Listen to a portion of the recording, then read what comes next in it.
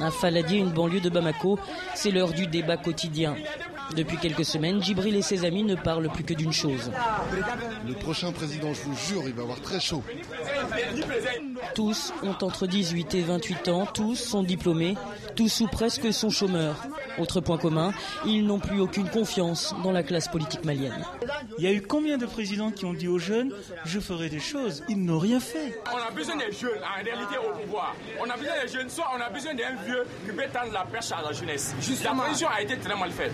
La transition n'a pas été faite. On a besoin d'un président qui peut faire la transition et donner le pouvoir à la jeunesse. Parce que la jeunesse a son mot à dire en réalité. Les jeunes, 80% de la population et surtout près de 53% des électeurs. Chacun des 27 candidats l'a bien compris. C'est le cas de Moussa Mara. Il a 38 ans et s'est autoproclamé candidat de la jeunesse. Son atout, ne pas faire partie des dinosaures qui ont jusque-là dirigé le pays. Nous comptons d'abord dire la vérité, dire que l'emploi, c'est d'abord la croissance économique qui crée des emplois. Ce n'est pas l'État qui décrète des emplois. Ensuite, c'est l'éducation qu'il faut qu'on change pour que l'éducation soit basée sur les fondements du Mali, les forces du Mali, afin de donner de l'emploi aux jeunes diplômés. Notre système éducatif forme les jeunes diplômés dans un domaine où il n'y a pas d'emploi.